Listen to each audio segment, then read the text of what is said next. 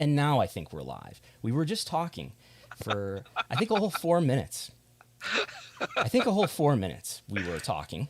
Yeah, we had as Voices of Wrestling would call banter. Yes. I'm going to tweet live for real this time. But I'm Brandon Thurston, broadcasting live from Buffalo, New York, on the Wrestlenomics YouTube channel. Live. I do see the talk, the talk, not the talk ticking, not the TikTok. That's something else. The time ticking. 20 seconds in. I'm Brandon Thurston, broadcasting live from Buffalo, New York, joined by the originator, founder, creator of Wrestlenomics and AEW's senior vice president of business and whatnot, Chris Harrington. Hey, Brandon. I'm laughing because we went through all of this 4 minutes ago, had our lively banter about weather and me telling a personal story about AC repair, and only you and I will ever know what that was truly all about. But that's okay. You broke the big news to me. I'm not going to repeat it, but now I know. But now we know. Yeah, you tweeted that I was a VP earlier, and I thought, does Brandon not even look at the checks I send him every week to say nice things about AEW and see that my title has changed to be SVP? You have to be careful. There are people who believe that. I know. I've gotten at least one DM asking me what the deal was with the invoice. If people don't know, there has been someone, I think, printed up on a piece of paper, and even went to the trouble of putting an AEW logo watermark on the paper and list things like Voices of Wrestling, Dave Meltzer, Wrestling Observer. I think David Bixen's fan is a line item in there as well. I was not, though. I was not named in this invoice. Not a big enough name, I guess. That's how we knew it was real then. It's because you were not named or not real. Yes. I being chaotically neutral, am more than happy to see these chaos among us, but it seems like some foolishness to me. Yes. But I was kind of curious. So did you get a chance to watch Smackdown last night and see the music festival version of the episode? I turned on, I think, the second half of it. I did not see. I've listened to people review. I've listened to the Post Wrestling Review podcast where they discussed the Rolling Loud interplay that SmackDown had today. I guess they had a couple matches before the Rolling Loud music festival audience. Did you watch it? I did not. I don't know. I've been out of the loop for a couple weeks here, so I'm mostly catching up on old television shows that I've been missing. So just started watching Ted Lasso last night and watched a little bit of Holy Moly. So the important stuff, and the Olympics opening ceremony, which was I did watch that. Was not as dynamic as I quite hoped. It's always it makes me feel like a member of the planet Earth whenever I watch that. You get to explore the beauty of Japanese carpentry through the medium of tap dancing. Did you see everybody do? They did like the silhouettes of each sport. No, I missed that. That sounded cool. So you had people running around. So they were physically depicting the silhouette, let's say, of swimming, where you have it's just a silhouette. It's like a round-headed person. Moving something that looks like an arm with no hands or whatever. So what they did was take a human being and sort of like a mascot outfit, put a giant ball over the head, and you had people running around like one at a time going through every sport. Oh, I'll have to find the video of that. That sounds entertaining. That's more up my alley. Yes. As people were going nuts about the tongue and shirtless guy. Yes. And I was explaining to someone that this is not that unusual in my line of work to be around shirtless men just wandering around. Right. Apparently that's a tradition for him. I had not been familiar with him before. Yeah, I remember it from the last Olympics. They made a big deal about similar. I'm expecting him to get a major offer from a major wrestling company soon. Who knows? I think he's from Tonga? Yeah, Tonga, I believe. Yeah. He's probably got somebody who can make a phone call for him. These are clearly the conversations that people are hoping that we would have when we reunite. They're like, yes. I really hope these guys talk about the Olympic opening ceremonies. That's what I pay my Patreon money to Brandon Howard Thurston every week. Oh, this is free though. Everybody, we have 46 concurrent viewers right now. Ooh, is that a good number? That's pretty good. I think we did this on Twitch last time in December, just after a couple weeks after Winter is Coming timeline, and I think we had like 120 at the peak or something like that. But we'll see. We'll see. You'll have to start saying something interesting that makes people really virally share But gotta be the link. interesting. Gotta be more interesting. That's not my jam really. Do you have minute by minute viewership that you're going to share with us today? I think we'll talk a little bit about that for sure. Did you? So look like you have some charts that have been coming up lately. What has been kind of your take? Are you surprised to see July as such a strong month for viewership in some of these brands? It's Well, been up and down for some of these brands. yeah. Well, we've always known that the return to touring, at least for WWE, because their return to touring is very abrupt, that they would get a jump. And the jump that they got, we don't have. Last I've looked, we don't have a fast affiliate number yet for SmackDown, which usually comes out on Saturday. I think it's going to come out a little bit later because of some delay with Nielsen today. But the Raw and SmackDown got about a 20 to 25% increase. I think if we even scroll over here on the big Wrestlenomics spreadsheet, which you can get access to at Wrestlenomics on Patreon, but we see in P2 Plus in total viewership a 17% increase for SmackDown, a 21% increase for Raw. That's in both cases compared to the median viewership of the last 4 weeks for those programs. So that's right in line with what I would expect. For AEW, it's been more of a gradual return to having full capacity fans. AEW Dynamite's been in front of full capacity fans, correct me if I'm wrong, since very late May, I think since the Double or Nothing pay-per-view, right? And I think the Double or Nothing pay-per-view, the first one in 2020, we definitely had no fans. I mean 2021, yeah. 2021, yeah. Even before that, by the Brody Lee show, we had a limited capacity. December. No, we had a pretty big capacity available then. For the venue we were in, since it's about 6,000 people it holds, even limited capacity is plenty of capacity. You could sell 50%, and for most Dynamites, you're not even hitting that. So, there was plenty of people. But yeah, it's certainly been interesting. Miami was the last show I was at. I wasn't able to attend either of the Texas shows, so I wasn't there. But I know the energy was incredible, and of course, the TNT AEW on TNT account just tweeted out yesterday, or Thursday actually, that AEW Dynamite was #1 show on Wednesday night cable for this week. Mookie is frozen. Can you hear me? We can hear you now. Oh, It's good. been it was #1 last week in PA 49 on cable. Oh, #1 on cable, Wednesday night cable, which is really exciting. Warner Media sent out the press release celebrating the moment. Yeah. I think you have to celebrate those moments. They're fleeting, so you got to make sure that you make a big deal about them when you can. And I will tell you, I did not think the two things would be nearly as correlated as they appear right now. That return to touring with larger crowds and the ratings improving as much. It of course, we're coming off a month of Friday airings with the Saturday airing at the end, so that was also a factor in, there's a lot of shifting that happened. We only had a few weeks before there was issues.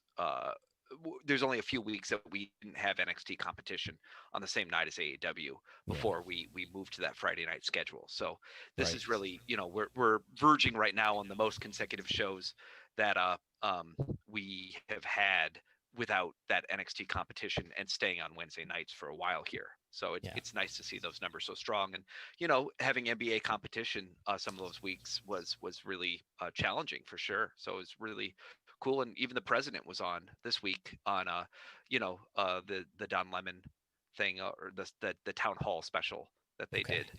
I didn't even know about that. So NXT moved to Tuesday on April 13th, I believe. So you had about half a month of April. Mm-hmm. Almost all of May, and then there's all the preemptions to Friday and one to Saturday. And then June 30th, I have it up on the screen right now, 883,000 total, 452,000, 18 to 49. I had been speculating that, well, maybe after having 4 weeks with out of the normal time slot, maybe some viewers had broken their habit of tuning into TNT at 8 o'clock on Wednesday night. But it went pretty much back to normal where it was. But now the number has even increased. Yeah, the number is definitely higher, and what we saw during that period of time that we were preempted was our delayed viewership really shot up. So you go back to, Does that mean DVR, delayed viewership? I mean, yeah, we can call it DVR, on demand, whatever you want to say. Basically, there's categories. There's live, there's same day, and there's delayed or time shifted. And what we're looking at right now is live same day. Yeah, so live implies you watched it live. Same day means before a certain time at night, 2 a.m., 3 a.m., some number that Nielsen has defined, you watch the show. So some cable systems sometimes have the ability where you can restart the show in the beginning of a live event and it will go back to the beginning of the event. I remember I've seen that with Raw before. Or kind of a DVR or some other way that you can call it up on demand and maybe even rewind at the beginning of the show. That's going to count as live and same day, and that's the number that comes out on Thursday. And then given a week later, we'll call that time shifted. And so for us in this current quarter, if I were to estimate, I'd probably guess that we do let's say 60% live and 20 some percent same day, and then what's left over there is that extra boost that comes at the end. So that 20%, kind of that shift. And when we were on those Fridays and Saturdays, we saw that number really jump from live and same day shrunk, and then the delayed viewing went up. Now, all in all, in aggregate, it was not as big as before we had just Wednesday nights. So there was a small amount of viewer attrition. There's the people that didn't go and catch up on the show when we were doing that, but there was a lot of people who were choosing to watch later on in the week. And so that was really interesting. And similarly, back when NXT and AEW were on the same nights, we saw much higher delayed viewership than we did compared to Raw and SmackDown. And then when NXT and AEW moved to different nights, we saw much lower delayed viewership for both shows when they stand on their own. So it's certainly something where you can tell a lot about what's happening. But what this is a very long-winded way to say, the numbers look like they drop more than they really did on the weeks that we were on Fridays and Saturdays, because you're not seeing the increase in the delayed viewership that happened. And so in some ways, when we came back to the Wednesday nights, yes, there was a gain of audience, but in other ways, it wasn't nearly as dramatic as some might think, because all I'm seeing is a lot of people who were keeping up with us now just returning to be live viewers who previously had been watching a lot on delay. Right. I've heard some people suggest that maybe consider that there was about a month here where the show wasn't in the normal time slot, and now we're back to where you are in the normal time slot, and viewership is increasing. That maybe this is a sort of an argument for an off season in wrestling where you give people a break and then it's back and it feels new and fresh again. I don't know if you have any thoughts about that. If that's something that feels like it's at least having an effect on the higher viewership that we're seeing now, or is it just because people are enjoying Dynamite and tuning in greater numbers? So we'll pretend this is Wrestlenomics 2016, and we'll go back 5 years. And in this scenario, I would always say the same thing to you. I'd say, Brandon, what are the pros and cons for a wrestling off season for the company? The pros would be that you'd save some money by not running TV all the time, and you'd give wrestlers a break, physically at least. The cons, no pun intended, would be that you would not get as much media revenue for producing 52 weeks of TV every year. Yeah, which is an increasingly important piece of wrestling business. Yeah, I think it's similar to any other thing where you'd argue, would I rather do volume or would I rather do price, right? It's kind of a similar argument of is creating some scarcity then create more demand for what you're doing and specialness, or does it hurt your ability to create a strong brand? It's unusual. There is not a lot of other programming that is 52 weeks a year. And so certainly it puts you in an interesting scenario because there's no sitcoms. There's soap operas about the only other thing I can think of that is mostly on, and even soap operas I think might have a period of time in the summer or something where they take a break. Um, so And you they're know, not 2 besides, hours every week. They're probably 1 hour. yeah, but I mean the news is about the only other thing I can think of that's, you know, every single week, all the time. Maybe curling in Canada, uh, but it's it is tough in that sense. I think what people always have to remember is we don't get paid by ratings. We get paid over time from the money that is generated by networks doing strong that comes in conjunction with the ratings. My So my understanding has been that AEW, unlike WWE, it's not all guaranteed revenue. Some of the some of the AEW media revenue, at least in the U.S., is ad revenue additionally, in addition to some guaranteed money. so I'm not going to talk about AEW's television deal, but I'll talk about how it works in general. Is to say that when there's advertising money being sold, what you're doing is you're basically telling those advertisers, as I understand it, I'm going to deliver your advertisements in a show that will deliver X rating or X viewership in this demographic that you're interested in. In the end, if you hit that demo, if you exceed that number, great, pat on your back, nothing extra. If you under deliver, that's when you would have to do make goods or go back to those people and basically come up with a way to make them feel that their spending is right. Now, there's also, you know, there's long-term spending and there's short-term spending, as in to say, you know, there's times that people basically make their promises for when they're going to do the spending for the rest of the year, and then there's always going to be some inventory that's left for certain shows, and that's going to be more available to sell at very close to the time that the product is airing. And certainly when your product is hotter, you're more likely to sell that spot advertising much easier. So having high ratings helps with that. In general, a lot of these ad plans are built out quite a bit, quite a length out, and so 1 week or 2 weeks isn't really going to move the needle as much as it might signal to a people over time, hey, this product is really good because hey, this is where it's landing on there, and B, this product might be over indexing in certain segments that interest certain advertisers, so they come in, and C, there is always going to be Johnny come latelys, people that get excited by hearing about how successful a certain show is.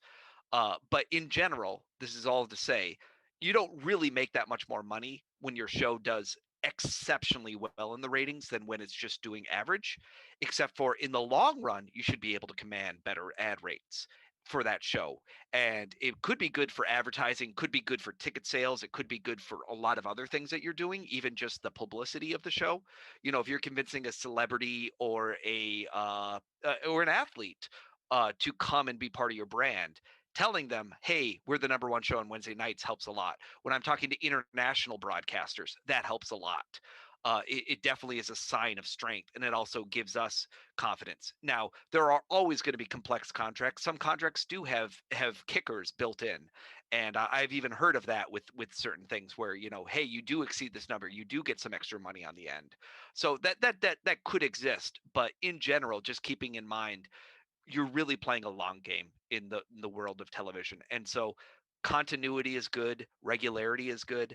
uh Certainly if it was just as easy as saying these are the 2 months that stink and nobody's going to ever watch your show, take your show off during that time, there'd be something there.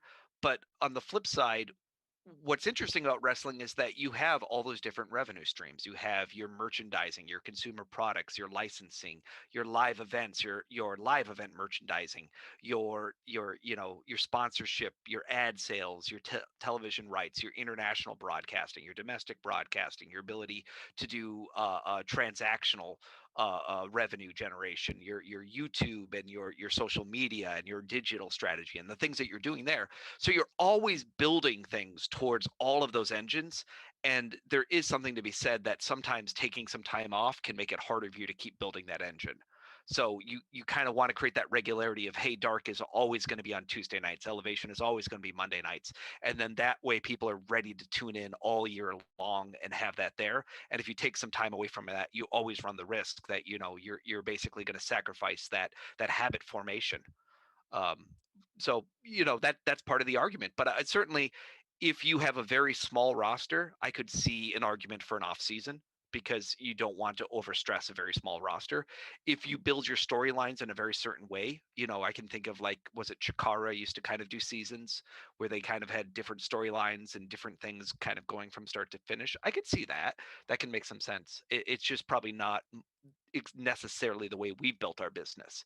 And certainly with only performing usually one show a week, we don't feel that we're overtapped on what we're doing with the athletes that we have on our roster. But I can see other brands that make a different choice because of that. Uh-oh. Brandon at all. Brandon, are you able to hear me? I can't hear you.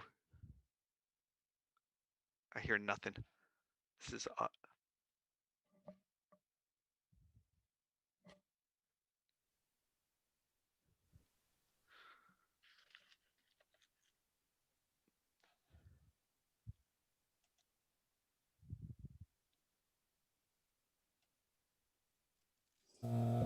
How about now? There we go. Sorry. There we go. In trying to. Oh, was I causing a massive echo?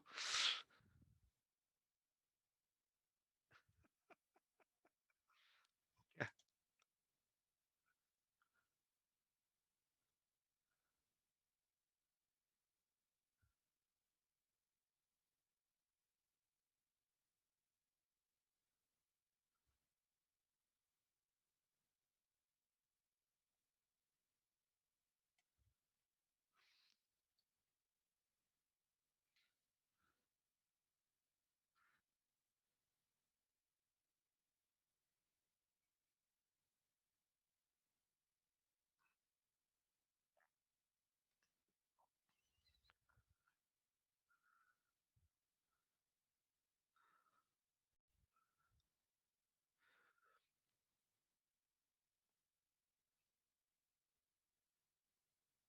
Well, first of all, let me just say that every fan is an important fan in my eyes, Brandon.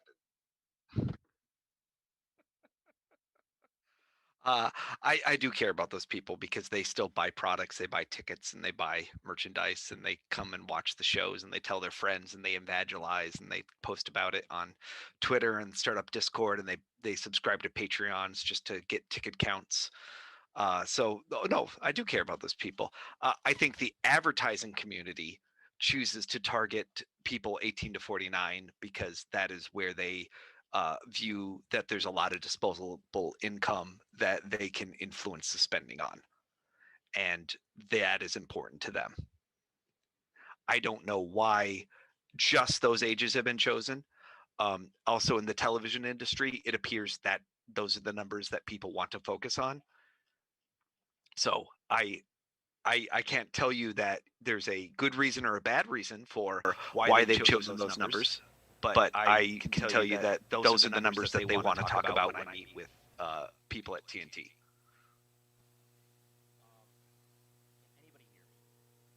Oh, now you're gone again.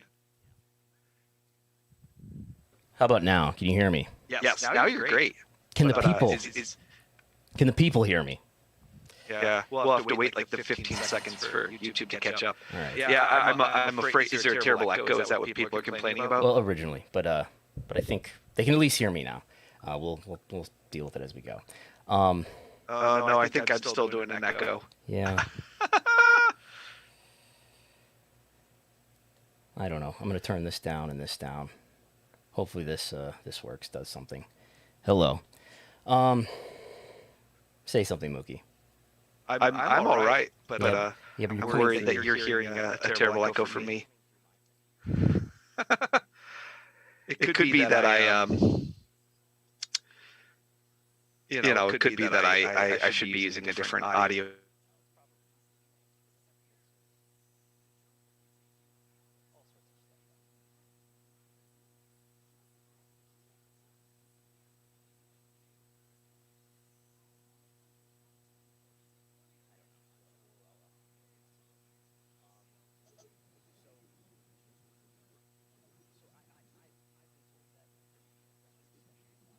Yeah. Harrington and the Bunny Man.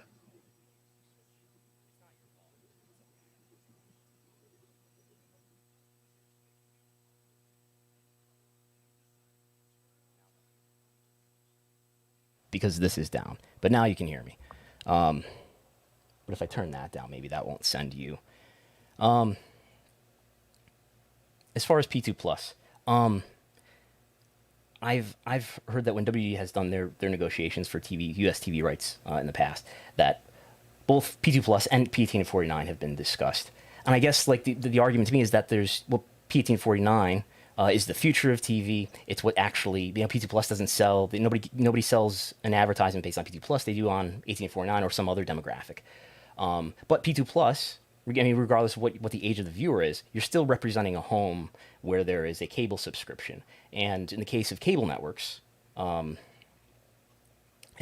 can't be muted though. Can everybody hear me? I can hear you just fine. And my thing is jumping. I think I'm all right. But anyway, in the case of cable networks, the majority of their revenue comes from subscriber fees or from affiliate fees or carriage fees, whatever you want to call them. And about a third in the SEC filings that I've seen, about a third of that comes from advertising revenue. So it seems to me like P2 Plus should matter quite a bit. And if it doesn't, then why are all the sort of media discussion that I see when I see like John Oran from the Sports Business Journal tweet about ratings and others talk about ratings? They're always talking about the total viewership, and they're basically never talking about 18 to 49. Even though, in the cases of like Showbiz Daily and Spoiler TV, they are ranking the 18 to 49. So, I mean, I think I would always say follow the money. My guess is that the shows that are driving the highest amount of ad sales, a lot of them are the ones that are driving the highest number of 18 to 49. If we looked at, I'll pull up I'll share my screen here in a second. So let's pull up maybe the ratings from last week.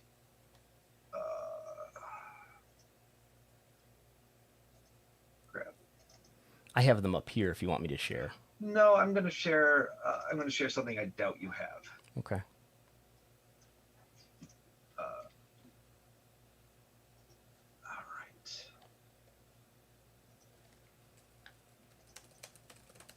Were you able to see my ranker page? Oh, I'm going to have to fix it.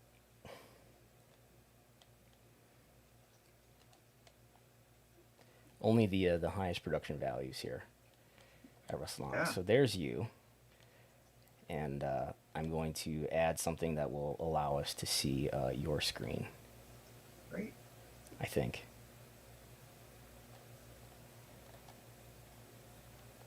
There we go. It's pretty fuzzy. Oh, is it? Make If I it, go like- zoom it big. Yeah, zoom it as big as you can without putting it off screen. How about now? Can you make it even bigger? Because we've still got some white space over there on the right. Yeah, that's pretty good. Are you able to read this? I think so. I am. Okay. So what this is the cable ratings for Wednesday night. Right. So, AEW 575. Everything, not just originals. Big Bang Theory reruns. Yeah. So first thing, you're going to notice is Big Bang Theory reruns do very well. Mm-hmm. Numbers 3, 4, and 5. Real Housewives does very well. The NHL Draft did very well. A lot of Canadians living in the U.S., I guess. A lot of fans of the Seattle Kraken. Mm-hmm. You know what the Seattle Kraken are? A new is it a hockey team or a basketball team? It's a new hockey team. Hockey, okay. Yeah. Sonics are still gone. You can also see here, if we were to say what was the top show for the night, it would actually have been Tucker Carlson, The Five, Hannity, Rachel Maddow, Ingram Angle, and then Dr. Pimple Popper. In total viewership.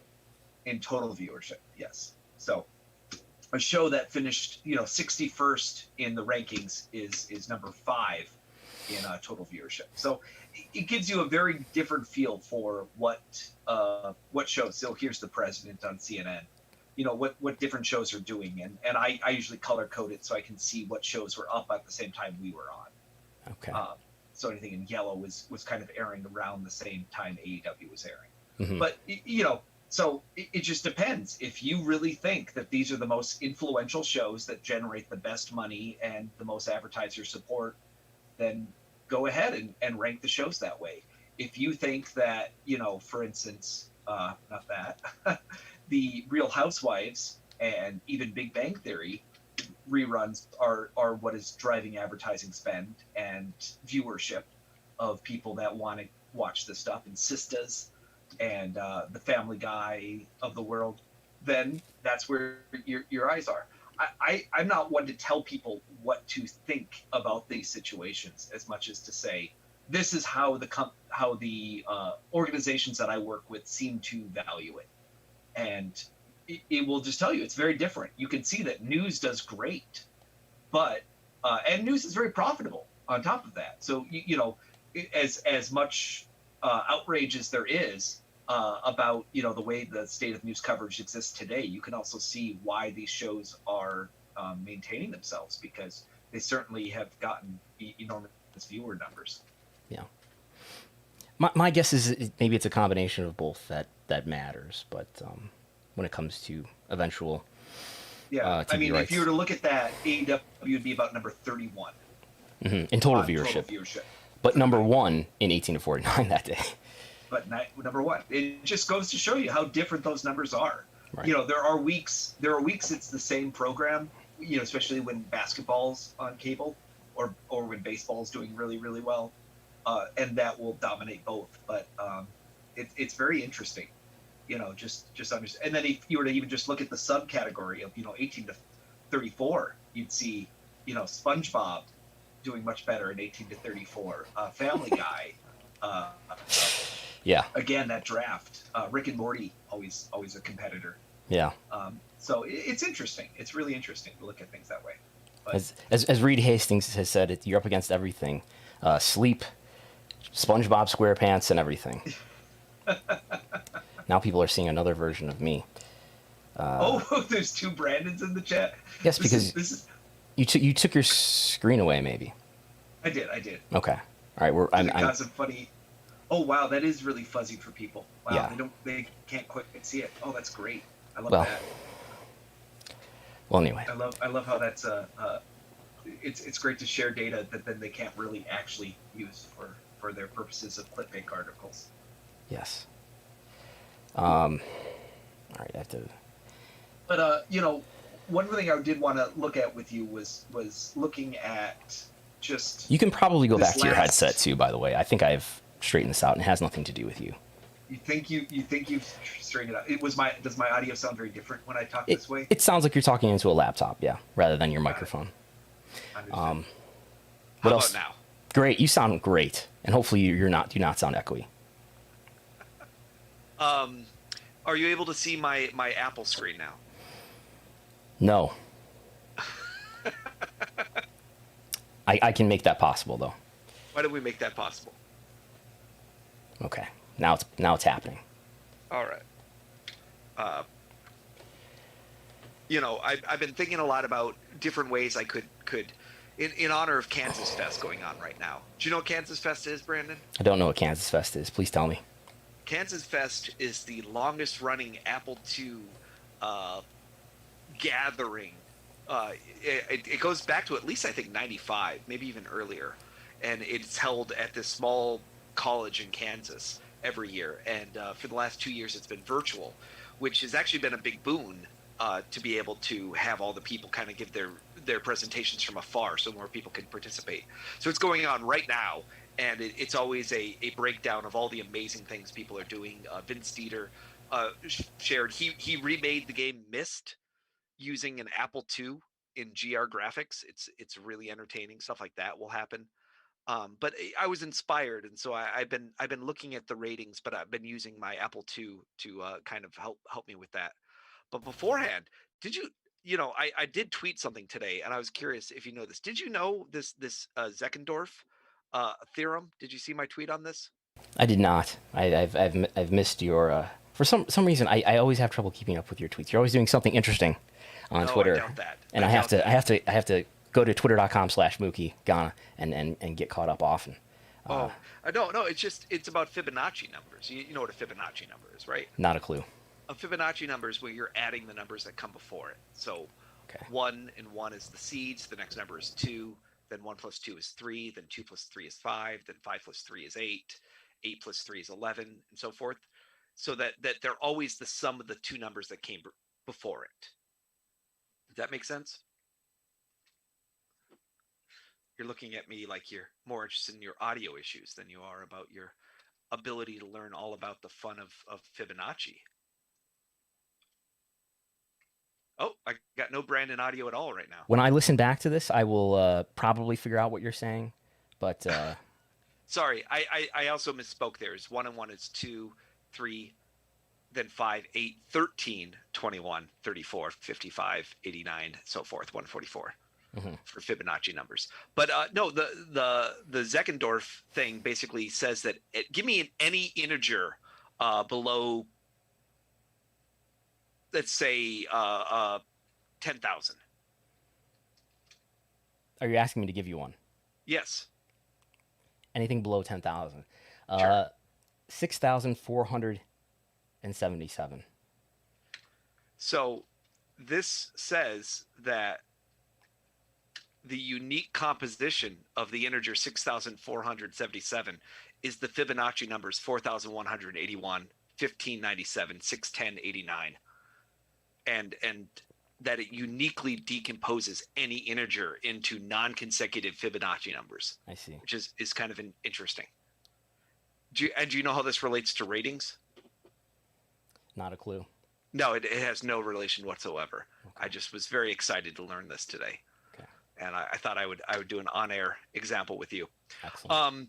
You do have ratings stored in here though, don't you? I do. I have been. Yeah, I've been experimenting with saving ratings data in. Because I see July 7, June 30. These are all Dynamite dates.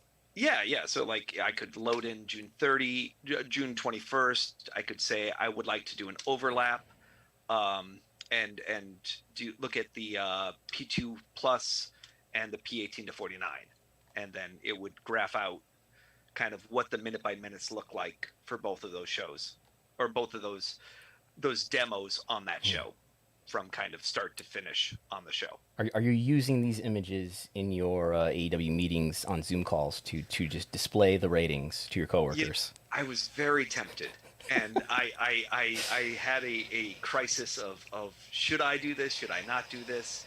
And in the end, I decided not to do this, not to use it. I kept my normal Excel charts, but just as an example. But you can see it's an interesting episode. On the very top there, we can see the P2 plus. So you can see in that first segment there, that's the Spears Jericho match, and then it kind of has that peak there at the end of the match. Then also it coincides with the same time period that Nick Gage came out. You can see a lot of really great peaks and valleys coming in the middle of the show there, around when we had the Elite and Dark Order angle going on with Kenny Omega, and then going into the Britt and Nyla match. And then you still see, strong things happening all the way through, including the finale with the Lance Archer and Jon Moxley, where really, you obviously I don't have the scale on here for you to tell, but all the major segments were over 1.1 million for the show in total viewership, which is really strong. So it's one of these episodes where anytime I have something where I'm rescaling it, it's going to make it look like there's huge peaks and valleys going on, but in reality, there's a lot less of that. So these are the same scale though, right? Those are the same scale. Yeah. The way this program works here is there's basically it goes through and calculates the top and the bottom for each of the X and Y's, and then it creates a scaling based on that. So for instance, if I ran it just to say, if I just said I want to look at P2 plus and male, you'd see this is P2 plus, and then you could see that the male 18 to 49 is going to be P2 plus and male 2 plus are going to be very close to each other, because the majority of P2 plus is going to be driven by that male component, since the show's 60 to 70% male viewership. So if I take a screenshot of this later and I put it into Paint and I turn on the grid lines, I can deduce an entire minute by minute data set. Perhaps. You would be close. So part of the challenge is, oh gosh, where is that? Quick question: what's hexadecimal 5,000? Hexadecimal 5,000. It's Yeah, what is that in decimal again? What? You're talking about like some sort of alphanumeric code? I'm just trying to remember what 5,000 is if it's hexadecimal, and what is it when you move it to.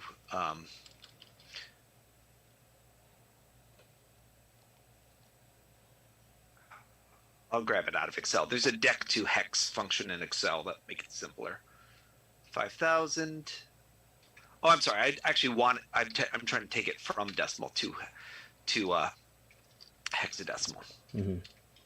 There we go. 1388. So this is how the data is stored. Is all the numbers, because 1,000 would be too big to fit in a 2-byte thing, because it can only go from 0 to FF, so it can go from 0 to 256. So I'm scaling all of the numbers down by some amount. Matt Schroeder so says it's 1,388. Yes, 1388. A reliable exactly. source. Yes. So, for instance, that first data point, 42, that's 208, but really that number is 1248 is what that's telling me. Is that's I've scaled all the numbers by a certain factor.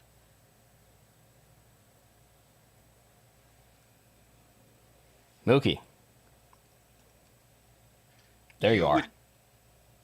If you were to put this into Paint and you were to graph it yourself, what you'd probably find is that everything, it seems to be within a certain integer scoping, because I'm also using a little bit of a smoothing factor in order to get it stored into basically a 2-byte thing, rather than using 4 bytes to store all the numbers. But it would be a 1-to-1 R squared in terms of its relationship to the actual data.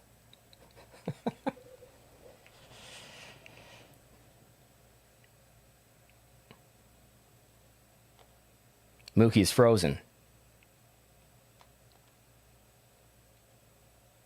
How about now?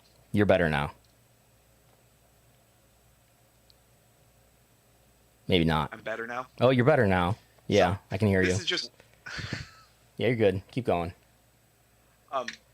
So, another way we could look at this is, just looking at it with TV minutes. And you start to see a very different pattern than you might see if you don't, if you included all minutes. You've taken out the commercial breaks. Taking out what I'm going to call the commercial breaks. Commercial breaks oftentimes fall in the middle of a minute. And so you have half a minute of TV and half a minute without. So you always run the question of, do you throw that minute out? Out of a 120-minute show, somewhere between 90 and 95 minutes are going to be airtime. Mm-hmm. Now, if you exactly time every commercial break, it's a very consistent amount. But if you don't, then a lot of times you're going to have these minutes that are edge cases. And so a lot of these times where you see coming back from commercial, it's low and then it goes high. You could argue whether that first minute should or should not be part of that. Mm-hmm. Could you multiply? Could you take the number of seconds or the fraction of the minute and sort of adjust using that? Which I have done. Yes, I've done that before for things. You can get as granular as you want, but in the end, you're going to come back to a couple of realities. One, the unit of measurement is 1 minute at a time. Two, it's very difficult to say that the 1 minute you're looking at is 100% representative of what was happening only in that 1 minute. Yeah. Because A, you're always competing with anything else that's on television when they're going to commercial, when they're not going to commercial. B, you're always dealing with the lag effect of, what happened right before you. So if you are an interview and right before you was the ending of a really hot match, a lot of times that interview does pretty darn good. Now, if that interview goes for 6 minutes, you know what? You stood on your own. But if that interview is a 30-second or a 1 minute package, it's really hard to say. So a lot of times when we have interviews that are coming out of when you go out of commercial and then you go into an interview, a lot of times those interviews don't do that great because they're basically getting the lag of that commercial that was right before them, especially if it's a 30-second or a 1 minute thing. So in general, when I'm sharing data with people, I don't even talk about segments that are less than 4 minutes long. I kind of have a rule of thumb that a 4-minute thing is just not even worth paying attention to. And we're talking about mainly about the growth throughout the segment there, not just what the number was in that part of the show, because that would be affected a lot by the position, the time slot that the segment appeared in, right? Yeah, exactly. It can, depending on what the competition is for the night.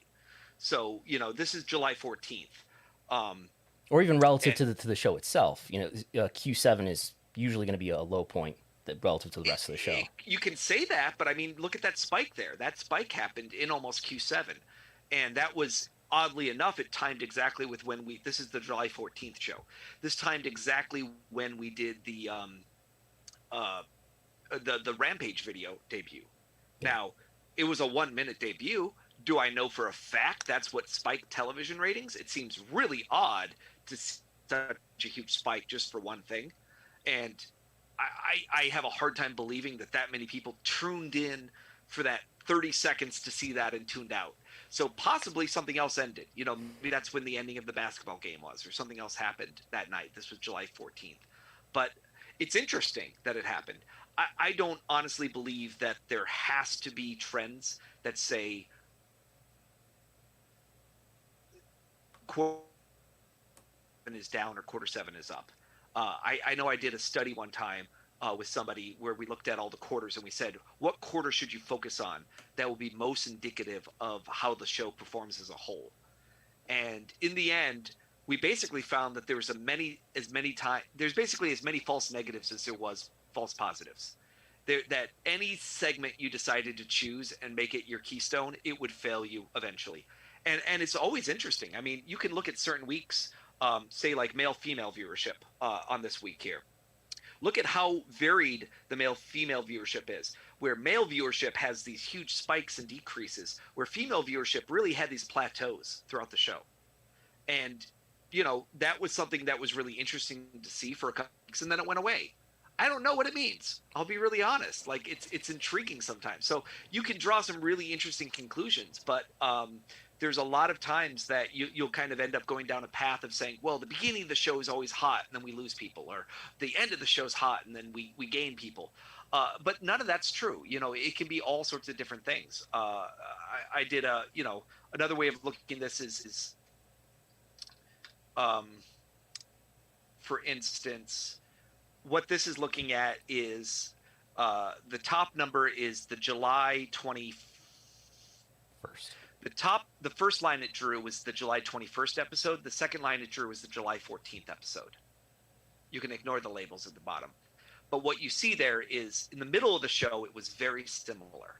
However, the July 21st episode had a much stronger start and a much stronger finish. I'll draw them one more time so you can see it. So this is the July 21st episode. Mm-hmm. This is the July 14th episode. This is both are P1849 here? This is both P18 to 49. Okay. Yeah. And you can see that in Q1 and Q2, we did much better the second week. Q3 or you could almost say Q1 through Q3. Q4 through Q6, we were about the same. Q7 and 8, we did much better. So the Lance Archer versus Moxley match did better than the Darby versus Ethan Page match in P18 to 49 viewership.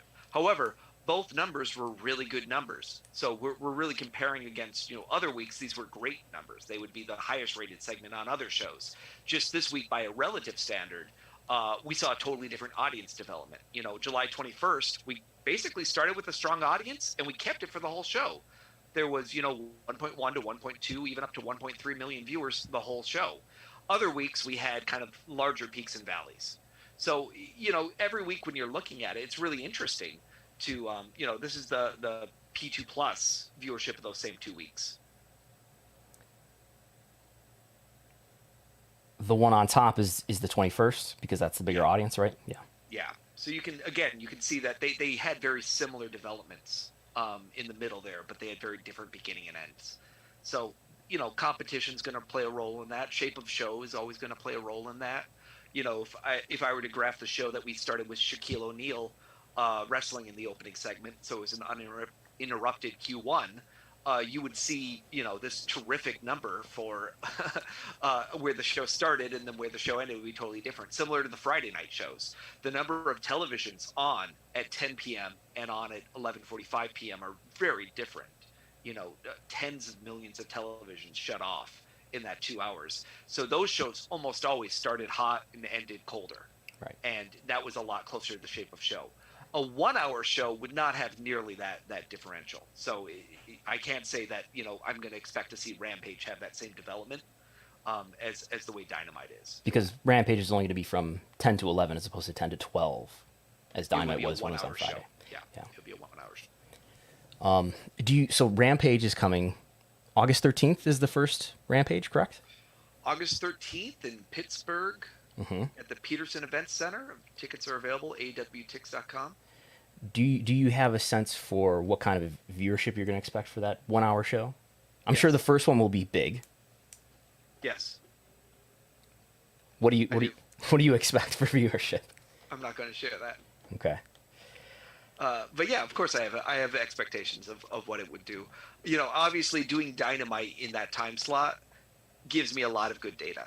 Yeah. What it also gives me is competition data, right? Almost all those weeks were weeks that we were going up against some pretty good competition on a Friday night with basketball games and whatnot. So in some ways, the things that I would keep in mind would be A, looking at the first hour of Dynamite, not the full 2 hours of Dynamite. Yeah. And B, coming up with a factor to say, what do we think competition does to our show?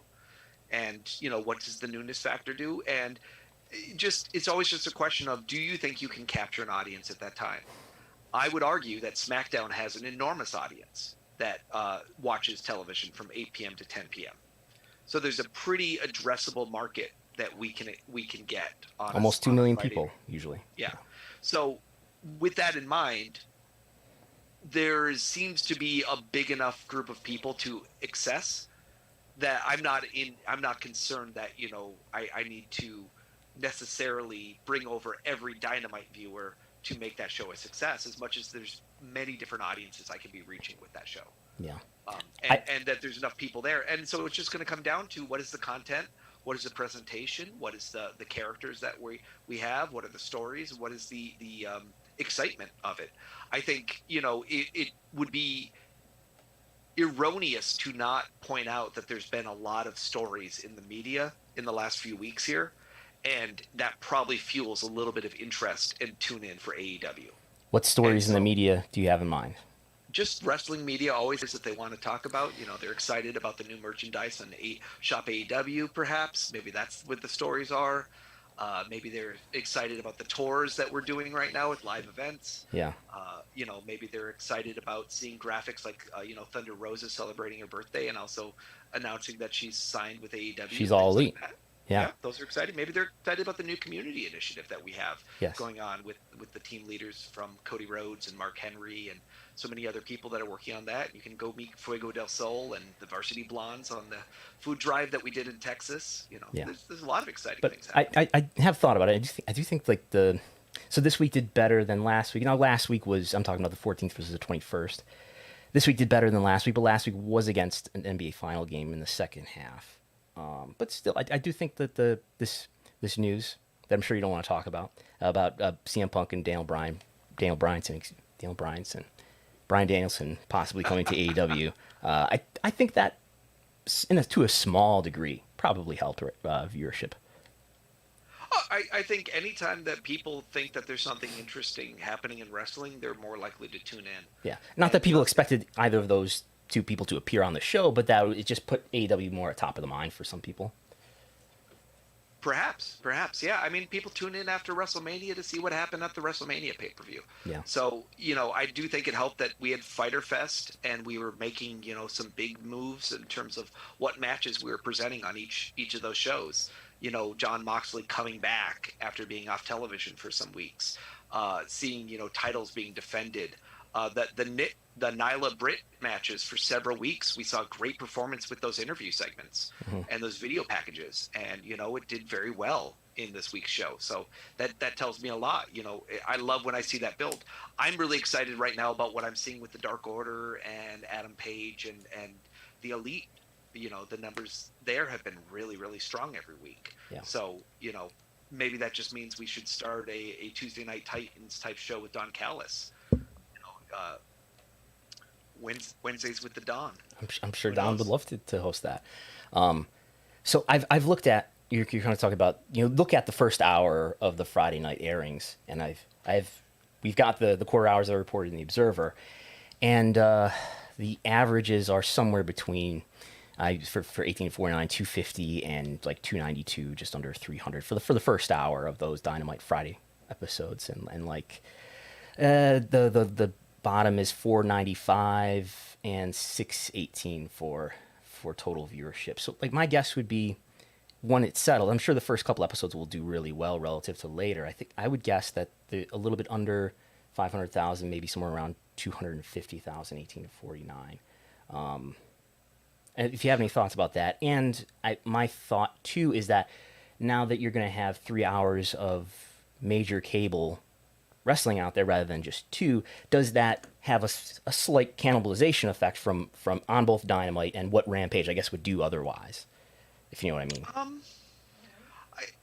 I think you always, again, I think when we look back on those Friday night Dynamites, it's important to remember that we had, like say on 6/4, we had the Clippers in Dallas playing, and they did 1.8 million in P18 to 49 on the 9 p.m., starting at 9 p.m. and going through the first hour of AEW. That's going to take a chunk of the audience. So I don't, like I said before, I don't know whether or not those Dynamite episodes are pure comparisons because they have competition against them of a pretty hot sports franchise that was on ESPN or other channels at that time. Mm-hmm. So that would be the first thing I'd say. The second one would be, if you're asking, do I think that adding 50% more television time runs the risk of cannibalizing your audience or splitting it? Maybe. But what I've seen so far has been, adding elevation, adding dark, things like that. We haven't seen a decrease in our Dynamite ratings. We've seen more opportunity for people to be impacted with the show, to come in and watch it. I think as long as you have something that's worth people watching, there's value there. And I think the size of the roster AEW has really underscores the fact that we have the ability to present such a strong product. In terms of there's so many characters that could be getting additional a time to wrestle and develop who they are and really show their skills, that I'm not feeling like you're going to be seeing so many people that you're just sick of them, I guess is what I'm trying to say, is that I don't feel like you're trying to squeeze all the toothpaste out of the same bottle. I feel like we have all the stuff in the reserve that oftentimes people aren't even seeing. Yeah. So I'm excited by it, and we want it to be dynamic and exciting. I think there's no doubt about that. So as long as all the things work out, I don't work on creative, so I can't tell you anything about what the true ideas are behind the show, except for to say that I'm excited about the brand. And when I think it's a bad idea, I speak up and say it's a bad idea. When I think it's a good idea, I say that I like it. So but I haven't anything but excitement about going into Rampage here. I think it's really cool.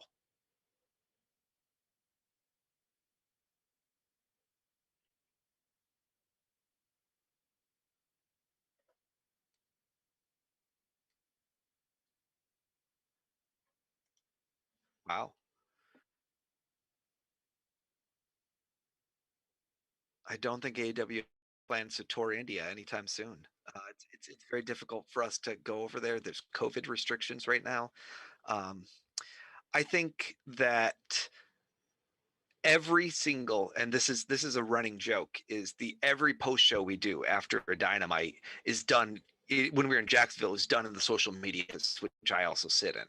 And Tony Schiavone would sit behind the desk and he would say, "Hello, everybody. It's Tony Schiavone. This is the best night in the history of AEW Dynamite." And Tony Schiavone, the first question that would come up every week on YouTube was, "When is AEW coming to India?"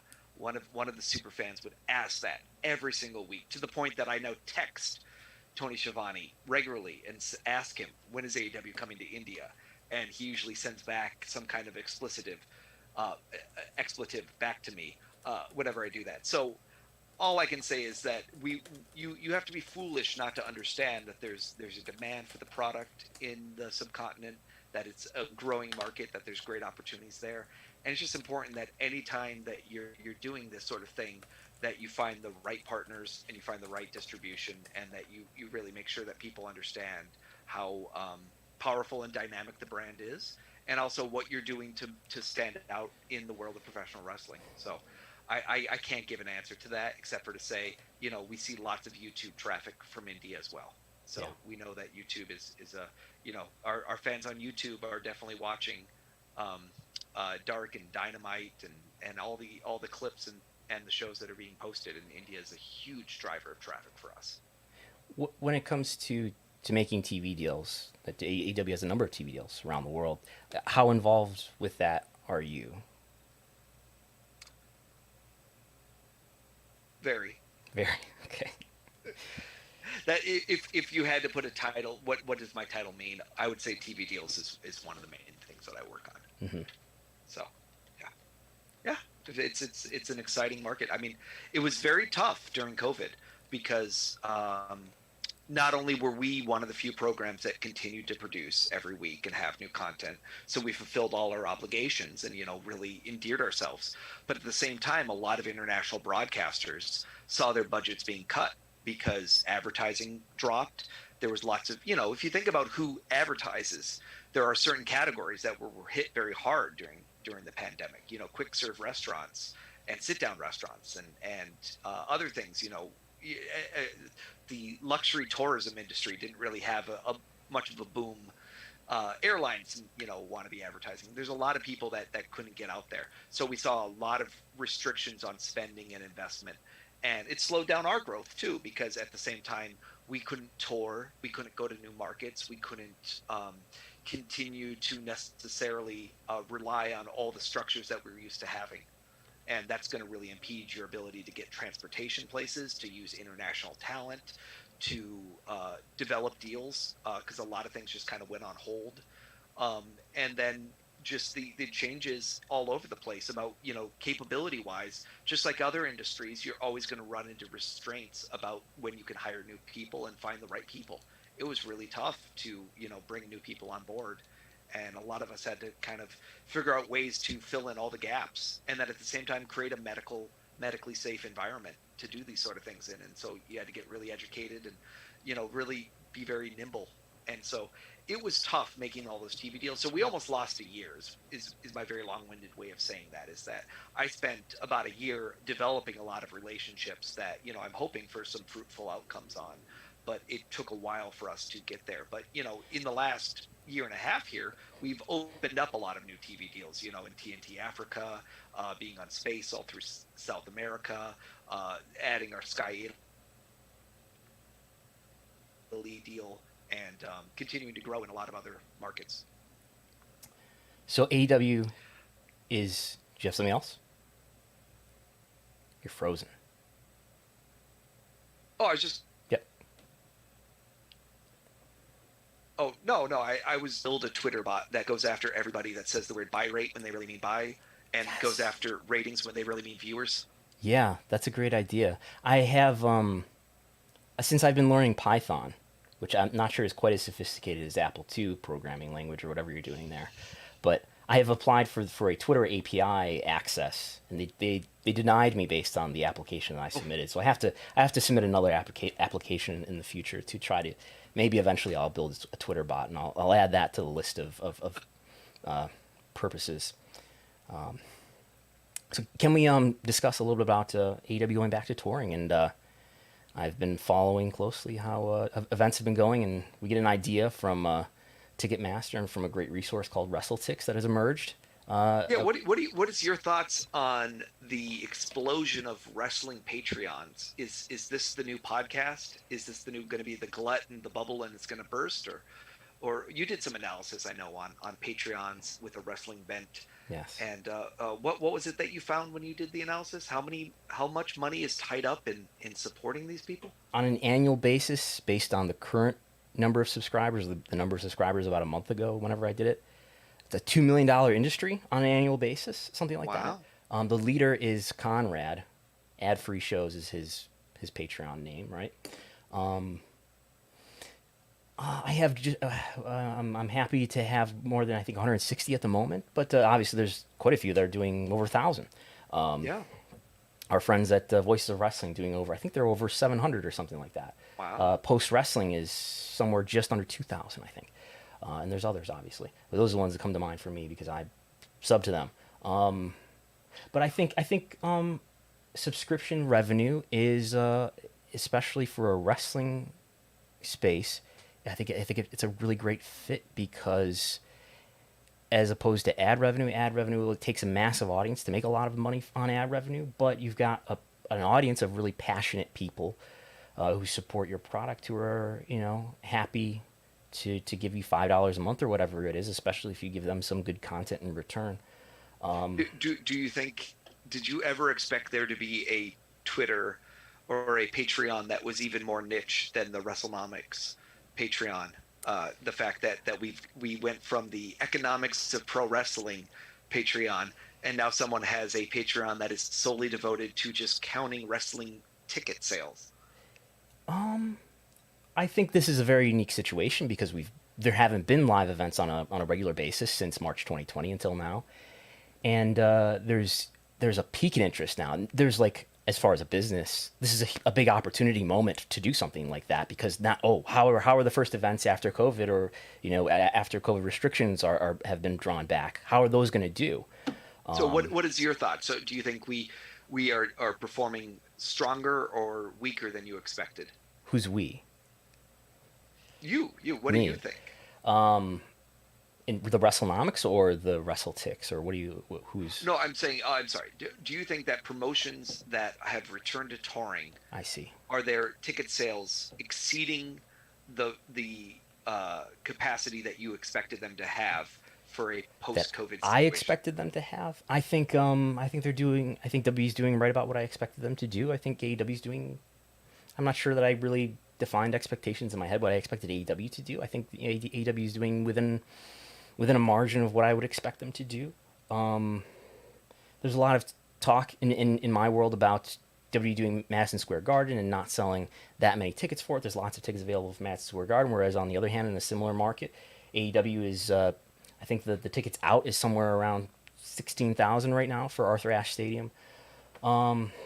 Big differences, I think, in the venues and in the cost of the tickets there. But do you think if they announced that Brandon Thurston was going to be wrestling for Eastern States Wrestling at Madison Square Garden, that would move some more tickets?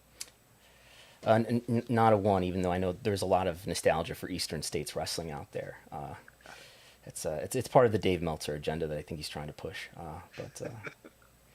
I think I personally am surprised by some of the strength that we've seen in the ticket sales. I thought we'd be a little slower to come back. So it's very encouraging. We have seen some of our venues, we've done better than we did the first time we were there. And that's really exciting. You oftentimes do very well in your first time in a market, and then it's the second time when the novelty is not necessarily there that you're not sure how it's going to be. We had an incident where some fans were by the hotel, and we said, "How did you know we were staying here?" And they said, "Well, this is where you stayed last time." And we're like, "That was December of 2018. Like, that was a long time ago, and you guys remembered that this many months later." We certainly just see a lot of fans that are very, excited. I think we get a little bit of a boom right now because people are anxious for something to do, and as entertainment events are coming back, I see a lot of people really, there's people that are hesitant, and there's people that are really excited about the opportunity to kind of get out and be around people. And when we did our fan fest before the pay-per-view in Jacksonville, we were doing this D&D game, a critical botch game hosted by Brandon Cutler and Paul White played and all this stuff. And we did it in the ring, and it was a really neat idea. I did not feel like the audio was the best for the fans sitting in the arena that day. I couldn't understand a word they were saying. And I looked around, and there was hundreds of people just sitting there watching this. And I thought, I'm getting old. I'm 40-something, so I know my hearing's not great. But I can't understand what they're saying, and people are just sitting here. And I said, "What are you doing?" And they said, I'm just so happy to be outdoors and with other people right now. This is fun. And so there's this certain element of just kind of tranquility, uh, that I feel like some people have by being able to go back to some normalcy here of going to live events. That it's a little bit of a boon for these businesses that are able to provide these experiences, and especially ones that, for the most part, have been streamlined in a way that people are comfortable with. Like we moved from doing in-person merchandise sales to now we do it all as kind of online sales. So you pick up, you do your order through your phone, and then you go and the order is available and you pick it up. And this way, there's no trading cash there's no standing there, there's no big lines. You're doing it all on your phone, and you get notices when it's ready. And we always wanted to develop that, but we never really drew the line in the sand and said we're going to do it now. Well, COVID forced us to do that now, and so we've now been able to transform that business. Similarly, meet and greets. We used to go beforehand, stand in the line, and say, "Who wants to buy a meet and greet?" and run credit cards and do that all. Now we do it all online before the show, so a lot of times we can have exactly what the numbers have to be and increase the capacity and do that all before we even open the doors. And that helps us a lot be able to plan. So what's been interesting too is that this has given us a good opportunity to rethink how we do certain elements of that customer experience. Reimagine. And that's great for us, to reimagine, as another brand might say. Yeah. How does that work with say I'm a fan, I bought a ticket, I'm sitting there. Do I have to have an app to order merchandise? And is that's the only way? If I walk up to the table, they tell me to get on my phone? Yep. So they'll give you a QR code you can scan. They'll give you the website. You go there. You complete the transaction. You'll get an email that says basically, "Hey, we got your information. We're working on your order." Then you'll get another one that says your order's ready to be picked up. Please show up. And then you show up. You show them your proof of purchase, and there's kind of a code written, and it will match the one on your phone. And then I'll say, "Great, here it is," and I'll just hand it to them. Mm-hmm. And what's great about that too is that there's no product gets sold out, that you can't buy product that's missing, that there's an inventory system. So it's always counting down how many shirts we have.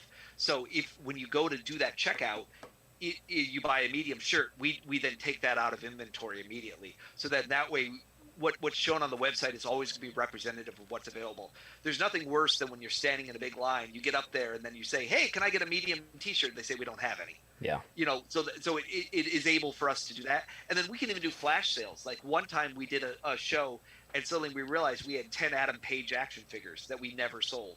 And they were sitting right there, and that we forgot to list them. And so I had Justin Roberts do an announcement before one of the matches saying, "Justin, we've got 10 Adam Page figurines." And 2 minutes later, they were all sold. And that was great that you could do that kind of thing. So I love that kind of stuff where you can also, anything about friction, right? It reduces the friction a lot because it's a lot easier to convince people to spend fake money than real money. So when you're spending it on a credit card, you're a little bit more likely to spend it. And then B, you can sit in your seat, you can be watching the action, and you can do the purchase right between there. You don't have to go to the merch desk and stand there and do that. So those are sort of things that, I'm really happy we're able to do. And I do think that creates a better experience for our fans and for us as a retailer, is that now I'm not doing a count out of cash at the end of the night. Everything's already been loaded into our inventory management system. No cash. Usually we do no cash. You see a lot of businesses now start kind of moving to a no cash aspect there. Except Bitcoin. Yeah. Do we accept Bitcoin? We might accept MJF coin. Are you getting data from this? Do you get to follow up with these people to give them marketing messages or something? So you like this kind of merchandise? Do you want? Oh, we got a new shirt for this person that you bought last time. I wouldn't necessarily say that that's an initiative we have yet begun. I don't even, I'm not in charge of merchandising, that goes under a completely different department in the company. So I would have to check with them on what we're doing and, obviously following all the data privacy things. I would have to look at what things people are opting in or not opting in when they're, making that transaction with us before I could answer that. Mm-hmm.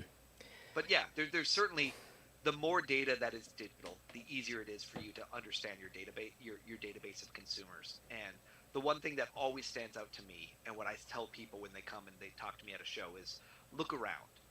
And when they look around at that audience at a live event, it is different than what they are used to seeing at other events. You see a lot more married couples or couples at the shows. That's even different than what I think you see for the television viewership skewing. Like there seems to be sometimes very different demographics at play, but you might see a little less of the families that you might see.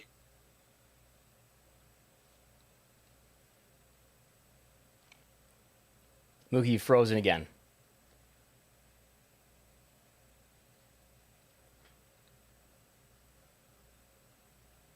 We back? There you are.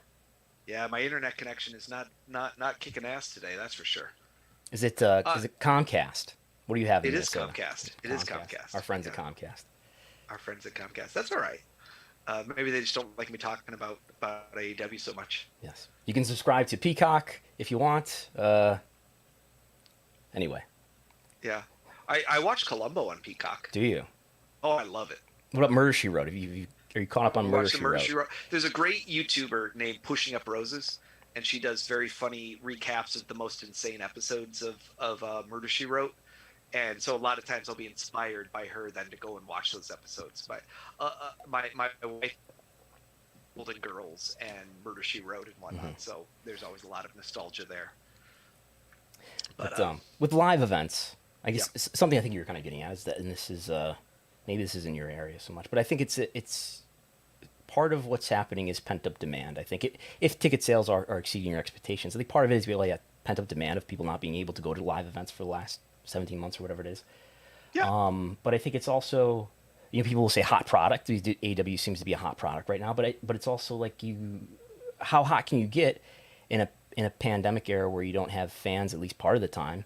How do you? It's harder to get stars over and to get momentum with things. There still have been plenty of moments and matches and promos that were that people felt excited about, but I think it's hard to really develop stars and to get momentum without a hot crowd there. I agree and disagree. I did a Twitter thread a few weeks ago where I went through every person that I could find that worked for AEW after the start of the pandemic for the first time. People so this didn't count anybody like Cody Vance, for instance, did do things with us before the pandemic. Mm-hmm. But someone like, Fuego del Sol Fuego is probably a bad example. He might have done something with us before, but all the talent that we added after the it went on there, and just looking at all those people, and I think I came up with 300 names of people that had done something with AEW, performed in some way for the first time. They were involved. They showed up, and that I even missed a few. Like I don't think Mark Henry was on that list at that point. Because I was just looking at people who had done a match. This would mostly be dark and dark elevation matches that would be driving that, right? It was a lot of things. It was a lot of things. So, if I go by the people who had the most appearances, Alan Angels, Griff Garrison, Matt Hardy, Lee Johnson, Aaron Solo, Matt Sydal, Ricky Starks, Matt Caster, Kylan King, Will Hobbs, Red Velvet, Nick Camarado, Fuego del Sol, Eddie Kingston, Brian Cage, Cesar Bononi, Sean Dean, Baron Black, Anthony Bowens, Ryan Nemeth, Tay Conti. All these are people, and many of those are stars on Dynamite. There, I've mentioned 5 Alan Angels, Griff Garrison, 1/2, Matt Hardy coming in for the first time, Lee Johnson, who has had numerous big matches, Matt Sydal, who came in as the Joker and with his brother has been doing some neat stuff, Ty Conti, FTR, so forth. There's a mix there. Some of those people, they've been more primarily dark. Kylan King has been on Dynamite a few times, but more her dozens of matches have been on Dark and Elevation. But hundreds of people that we ended up using. And I truly believe some of these people would not have had the opportunity to develop into be stars and get signed with us if it wasn't for the pandemic, for us to not be in that grind of a week in, week out. Here's the extra talent, get in, get out, let's keep moving on to the next town. By being in the same place, someone like a Will Hobbs really got over. and he stood out to us. He came in a few times before he kind of clicked. And when he did, it really made a difference. And, there's a lot of people that I've seen like that. So there's also a certain, there's so many people who talk about, how did you have time to do this? And they say, well, during the pandemic, I was home for a while and I finally did blank. And they worked on those projects. And I feel like in a certain sense, as a wrestling company, we got to do that too. Mm-hmm. Where we were able to find some really interesting gems. And out of that, there was a significant percentage of people that got signed and got opportunities with us. And, I was kind of shocked by the calculus. I didn't expect it to be hundreds of people, but that would get that opportunity. But, even people, the Daniel Garcias of the world had a chance to come and work with us. And mm-hmm. It was really fun for us to see all those different styles, and also for us as a group to bond. And it created a different family environment. And, in some ways, I don't know whether we could have gotten through the tragedy of losing Brody Lee if we weren't all there together as much as we were, because that created an environment where we could at least have some more support with one another. Mm-hmm. That if we weren't on the road in the same way, that it would have been really difficult to have the same sort of spaces that we were able to set up to give each other some normalcy, even in that very unnormal time. Yeah. So with Dark and Dark Elevation, these have been YouTube shows that have had somewhere around 15 matches some weeks.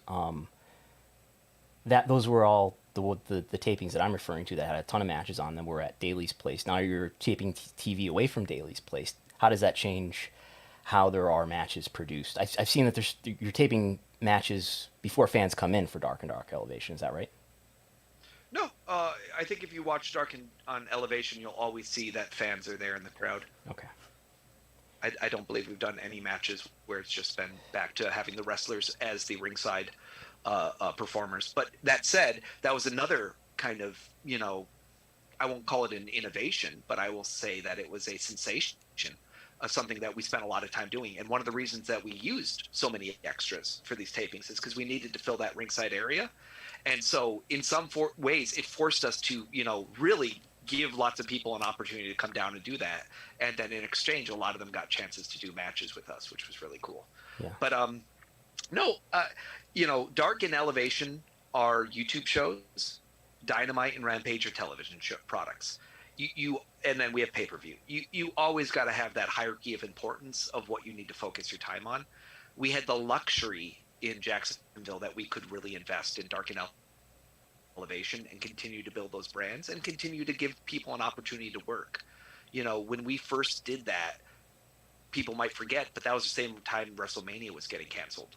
And as a result of that, a lot of people who wanted to work on WrestleMania weekend didn't get to work that year. And so by having Dark and Elevation tapings, we were able to give a lot of people work. And that was something that I think we did feel very passionate about, is that there was a value in, paying indie wrestlers to continue to develop their craft, especially when there's very few indies out there. Yeah.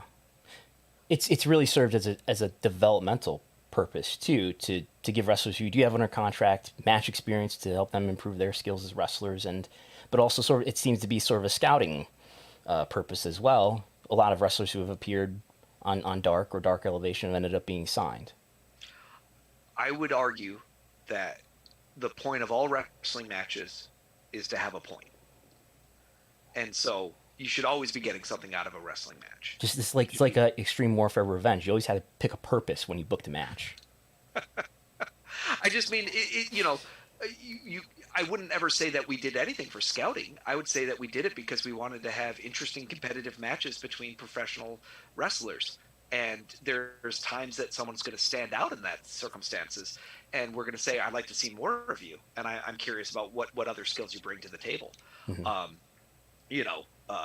There's certainly people that really, really, did great. Alan Angels is one of them that I can think of that, really impressed people very quickly. And we said, hey, we should make sure we can work with this guy.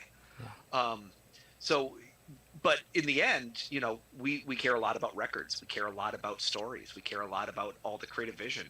We care a lot about all those different things. And so, I would always argue every match has a purpose of it's two people going out there to try to see who's going to be the best. And, we by having records, you at very least are always going to say there was a reason you went and did this match, because it's being reflected for the rest of your career on this stat that's going to show up when you walk out that door. So I guess this is something that I think a lot about because I've been a trainer for a few years. Like, what's the right way to do developmental in 2021, at least for a company the size of AEW? AEW seems to have relationships with Cody's school and maybe others. And there's a lot of wrestlers who aren't signed with AEW appearing on Dark Elevation. Is that like the fully formed developmental vision for AEW, or is it something more like a performance center or something someday? I'm not really qualified to say what the developmental strategy for AEW would be. I think Tony Khan would know what that is in his head. I would always say that AEW is a startup.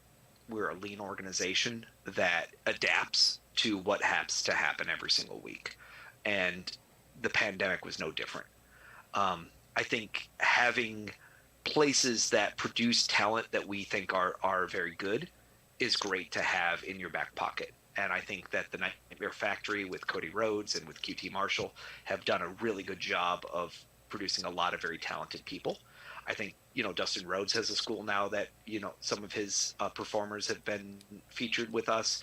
And there's a lot of other schools. Sean Spears runs a school with Tyler Breeze.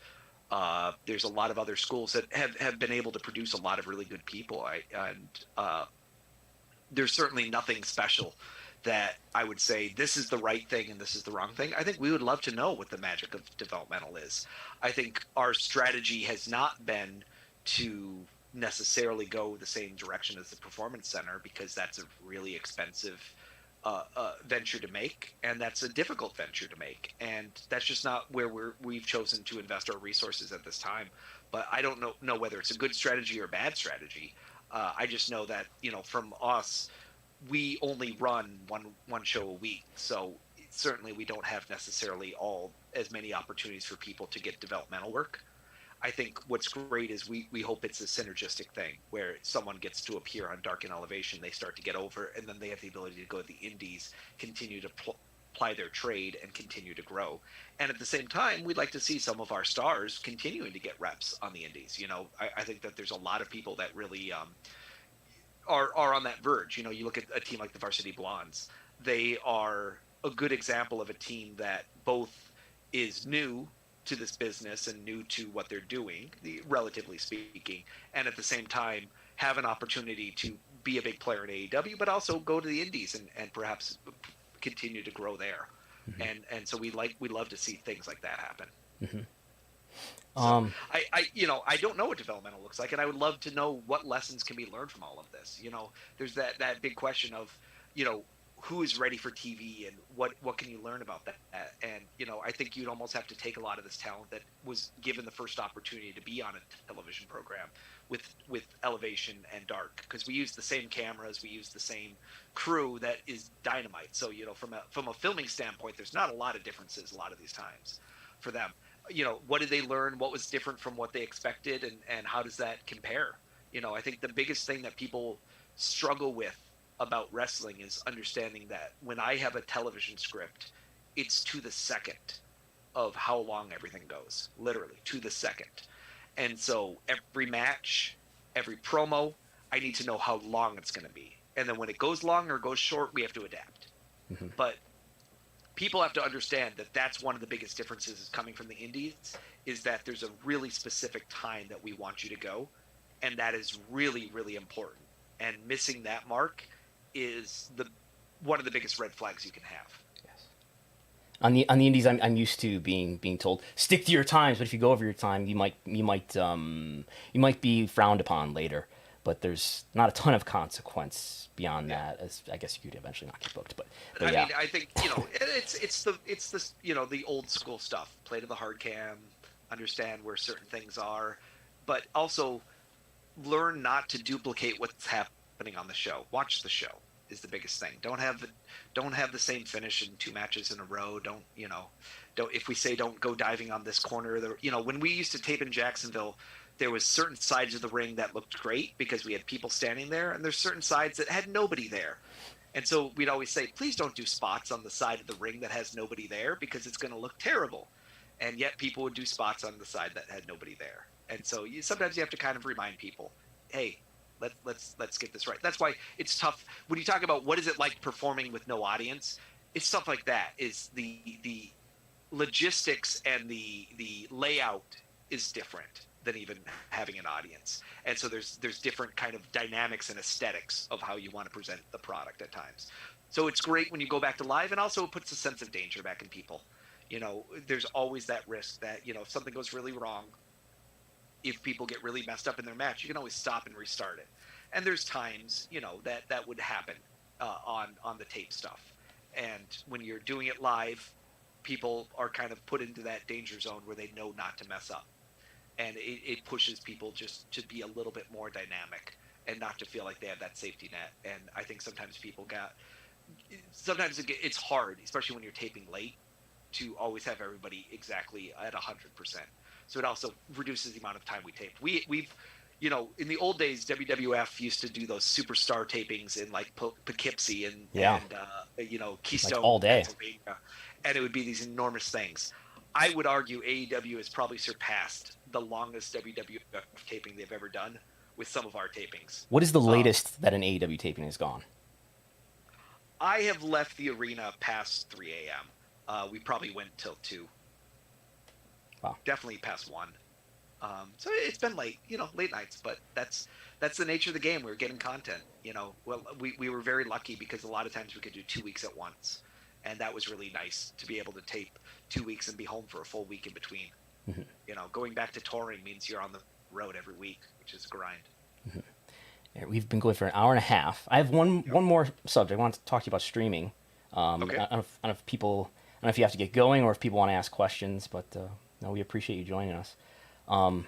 So with WWE did their deal with Peacock that was announced in January to do the WWE Network in the U.S., $200 million average annual values, what Sports Business Journal and others reported.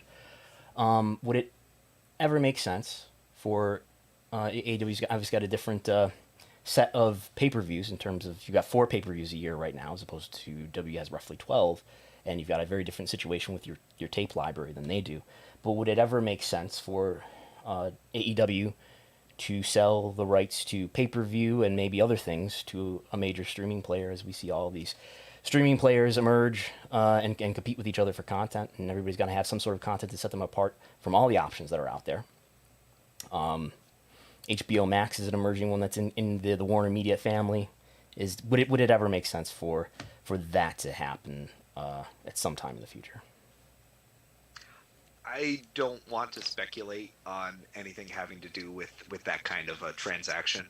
It's just probably not appropriate for me to say anything. Mm-hmm. So, I would always say that where it makes sense to make money, it always makes sense to make money.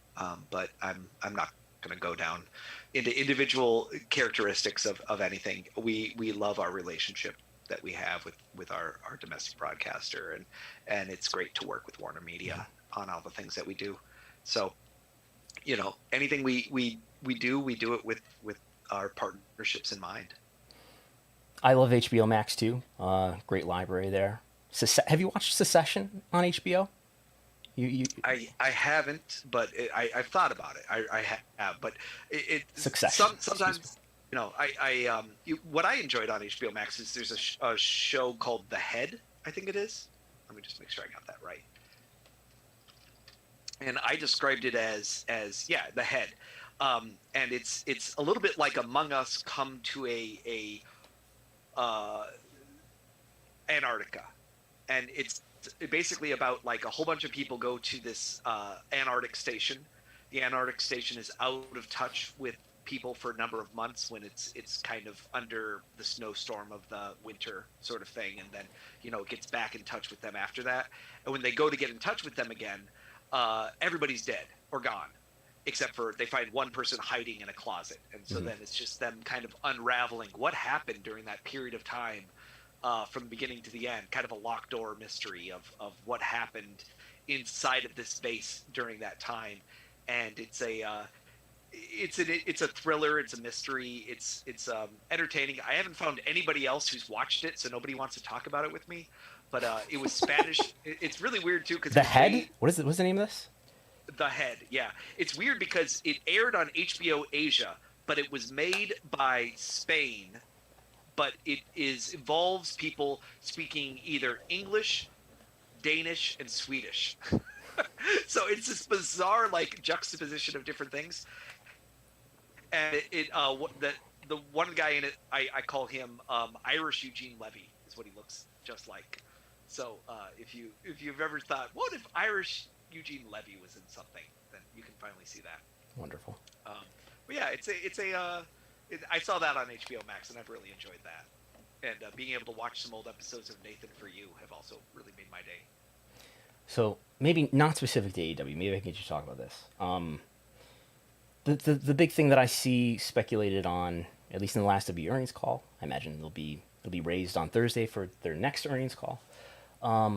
This idea that, well, maybe the Fangs, which I'll remind everybody stands for Facebook, Apple, Amazon, Netflix, Google, yeah, those. Maybe they'll eventually have some interest in live sports content. We've seen Amazon already take interest in a variety of sports properties, including the NFL. Just in a general sense, like, do you see that happening? We've heard Nick Khan talk about Apple's thinking about it, and I don't know. I should mention too. So WWE's Hulu rights are going to be up sometime in the middle of 2022. I've been told.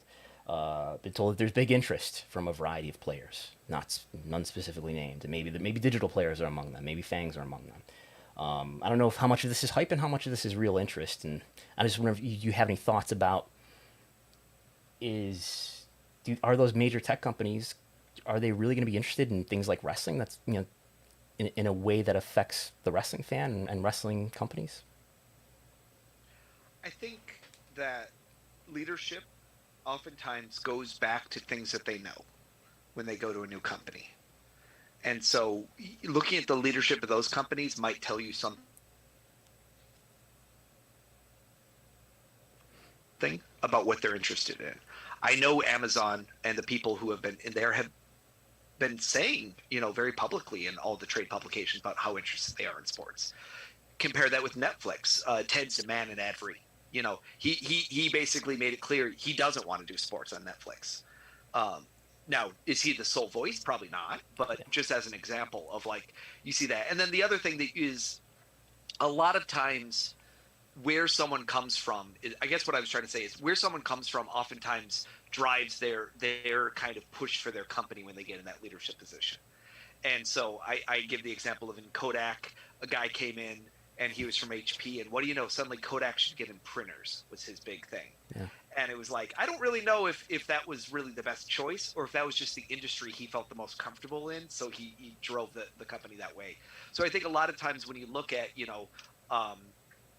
some of these people in terms of what their background is for, who is leading Hulu and who's leading all these other things. Do they come from this background that values sports or doesn't value sports? That's going to drive a little bit of that conversation.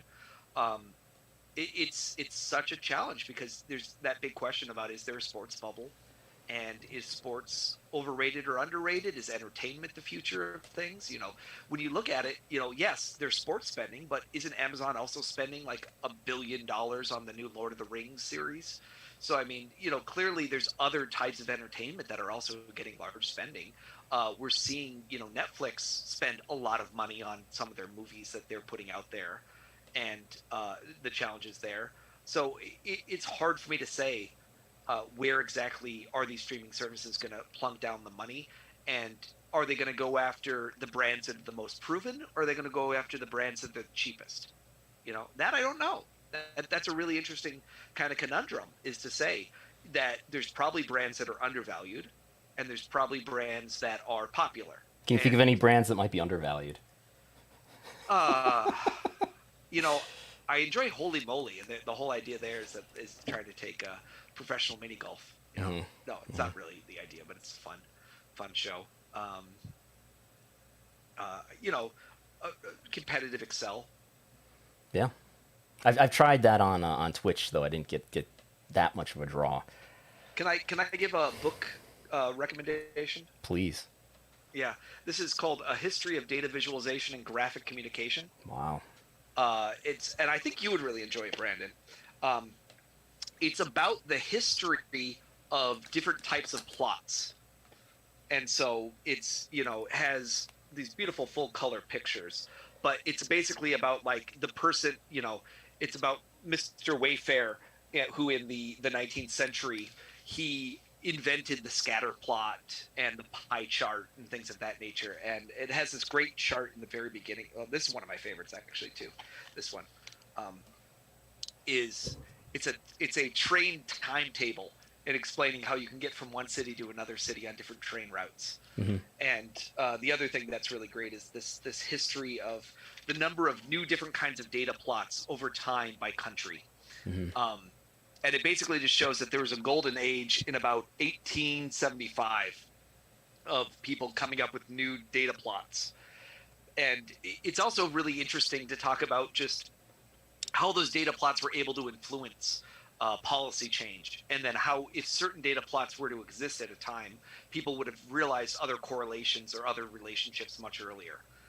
So I highly recommend, if you're into the history of data, visualization and graphic communication, enjoying this book a lot. And also, if you enjoy numbers and lists, actually, I forgot I said I would do it a couple weeks ago. I haven't even had a chance yet. But Chris Jericho's new book come out, the book of what is it? The complete list of Jericho with all his different matches. Many data visualizations in there, right? There's a couple. But what I was going to say was even more interesting to me than the data visualizations is I think I have a copy of the Excel file that was used to generate the book. Wow. And so I might be doing some Mookie-nomics on the statistics of Chris Jericho, because he gives a match rating to every match. He gives his favorite opponents. And before the book was published, I spent a little bit of time messing with it to kind of figure out who his favorite wrestlers were and things of that nature. So it's really interesting. So I might do that in the future as a fun little thing. There's no Patreon to contribute to, but that's what Chris spends his time on. Right. Well, is there anything else you wanted to talk about or add? We could stay here forever, but I don't want to keep you forever.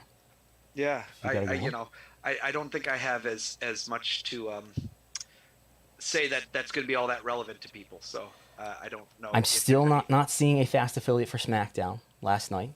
Still not up here, but I'm so sorry. I will as soon as I see it, I'll multiply it by 1.05 and give you an idea what I think the final is going to be. Now, why 1.05? Is that just where we? That is the normal difference between the fast affiliate and the final rating for SmackDown. That's the average difference.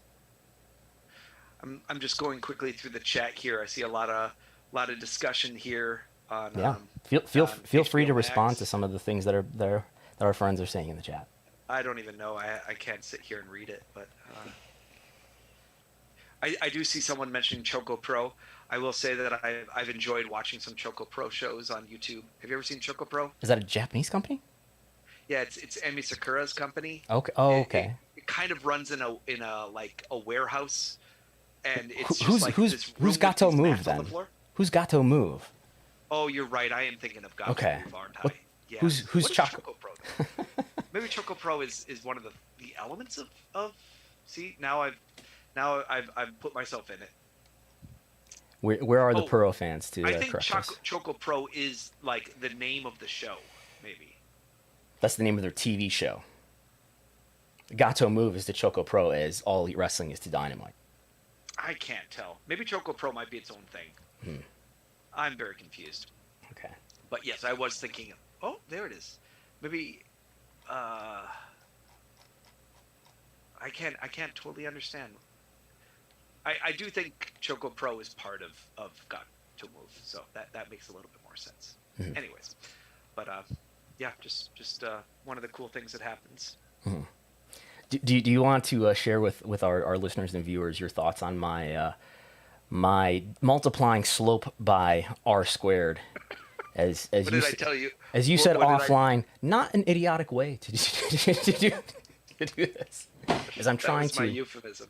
I, It was an interesting idea, and someone who's a better statistician than I could probably weigh in on whether there's relevance there. So I guess viewers can see this on the screen right now, right? I've done slope times relevance, which is R squared, across the last 30 days, last 90 days, last 180 days, last 365 days to sort of measure how strong is the trend for each of the 5 big pro wrestling shows that are on cable. AEW is the strongest over 30 days at the moment. I don't know if you can see that. That's the strongest in PT Plus.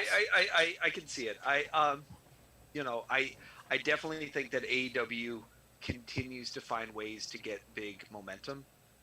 Whenever you put out your rankings there, it's always surprising to me how big the shift can be when we make an announcement. So when we bring in Andrade or a Christian Cage or a Mark Henry, to see how quickly that number can explode. It just really says something to me about how quickly those trends can be reactive. And I think that we've done a great job of continuing to build interesting plot points and stories that make that sort of things happen. Whether or not there's a percentage, what I was trying to get at when I said it's not an idiotic way of looking at it, that there's a certain R squared value under which you might say there's no relevance of the slope number at all, because the slope number is goofy pants. Because if you get an R squared of 0, that means random. Right. You put a slope on that, it could be it could give you some crazy intercept slope, but it's also saying there's no relevance to that. I mean, I would assume it would actually give you a flat slope on an R squared of 0. But right, exactly. To me, if you have a 25% R squared, I don't know if the slope is telling me anything. So I just would always caution. But at the same time, if you multiply a slope by 0.25, it's going to reduce it pretty close to 0 relative to the strength of the slope. Reduce it by 1/4. Yes, exactly. I don't know. To me, I'd rather spend some time talking about how we can integrate Fibonacci numbers with wrestling here. Okay. I wrote a piece on my old website about the combinatrix of wrestling matches, like how many different cards can you build out of X number of wrestlers once. That's about the closest thing I can think of a fun math principle. And I asked my brother to help me with some stuff, and he helped me out with a graph theory thing that I was doing with wrestling. I was trying to figure out a way to code heels and faces. I think that the little piece is called Heels and Faces in Graph Theory, but it was basically, could you load in old WWF results, and then by coding one person as a heel or a face, could it then figure out from that who was heels and who was faces for the rest of the company, and then figure out which faces and which heels had like the best and the worst records. Wow. And then how did flipping from a heel to a face demonstrate, how did that improve your winning and loss records over time? Because basically generic WWF booking in the 80s was usually heel versus face, or face versus jobber, or heel versus jobber, where the jobber really didn't have a heel or face alignment. Their job was just to be there. And so it was interesting where you could kind of take one person and then code them, and then code by their opponents, make them this, and kind of give them different degrees of confidence of how much did I think they were heel or a face, and then try to find a period in time in their career where it breaks, and then be like, oh, that's when they must have done a turn. That sounds like artificial intelligence. Yeah, I mean, you do clustering and stuff is one way of doing it.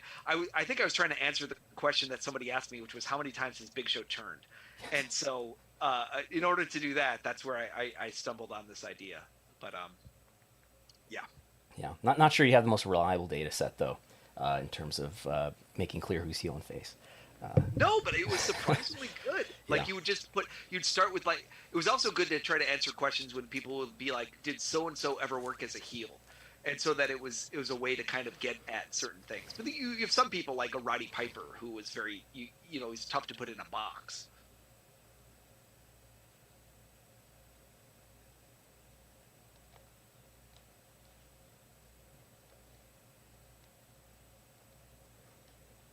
Mookie, you've frozen.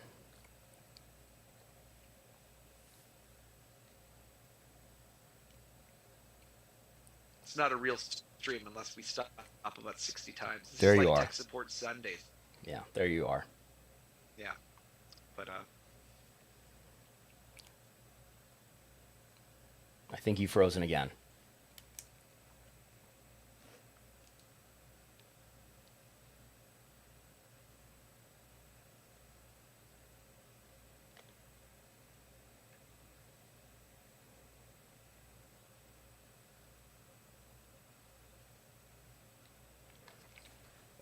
Well, Mookie, are you there? I'm right here. Oh, there you are. This stream is ending with a whimper, not with a bang. It seems if I don't shout, it takes me saying, "Are you there?" It's for you to come back. But For me to come back, yeah. you have anything more to add, or any plugs? Yeah. You can always enjoy AEW. We usually play Among Us. Sometimes we play golf with friends or other things on Sundays on Twitch. And there's a lot of good AEW stars that are twitching and doing good stuff. I always suggest supporting them and enjoying what they're doing. I certainly do. And if you ever tune into my Twitch, you're likely to see me either doing Apple II stuff or playing Hitchhiker's Guide to the Galaxy or Maniac Mansion or other more old school stuff usually. But Yes, I often get the emails on weekends that you are playing Maniac Mansion or something on Twitch. yeah, usually that's where I start. And then or Sundays we do usually do Among Us. Occasionally, though, you're making dinner. Those are the most exciting ones that I recommend people I've checking out. I've done a couple cooking streams, and in fact they saved my meal one time. Yes. Well, I hopefully have padded out this stream enough that anyone who wants to recap it is going to be forced to wade through quite a lot of malarkey. You underestimate the wrestling media universe. There's time and a half speed that people can use. I think who knows? I'm going through our conversation now back in my head. I'm not sure that you said any really big newsworthy news bites, but never underestimate the wrestling news cycle. I think that's all we have then. We of course wish you, Mookie, and your family best wishes for the passing of your father recently. I've been enjoying the pictures of young Mookie on Instagram lately. Yeah, my Instagram feed's been filled with a lot of pictures from the '80s. A lot of velour. Yes, a lot of good brands Thank you very much. on shirts. And when is your wrestling re-debut? I am wrestling on July 31st in Buffalo, New York, at Riverworks. I'm wrestling Nick Ando. Are you familiar with Nick Ando? I think so. Yeah. He's a Rochester originated wrestler. Yeah, that's July 31st for Empire State Wrestling, or some call it Eastern States Wrestling. And tomorrow is a Celebrity Family Feud with David Arquette's team, consisting of Pretty Peter Avalon, Jungle Boy, RJ City, and Dalton Castle. Yes. Another upstate connection there. That's an interpromotional combination of wrestling stars. I don't even know if I'm sure Arquette knew that. I doubt the producers of Family Feud understood. Yes. That they were like bringing together people from 3 different companies in essence. Yes, the Forbidden Door lives on even on Family Feud. Check your local listings, because I think that's syndicated all across different channels and times probably.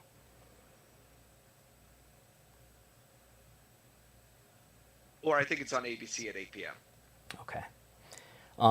So I think that's all. You can follow me. You can follow Wrestlenomics at Wrestlenomics. Go to Wrestlenomics.com to see things that are available for all for free, resources and articles and so forth and so on, and things of that nature.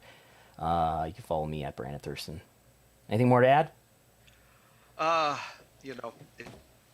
there is the Apple II programmer, and they're interested in helping continue to improve my code. We can talk. Alrighty. Thanks for listening. We'll talk to everyone next time. Bye. Thanks for the buggy stream, everybody. Bye-bye.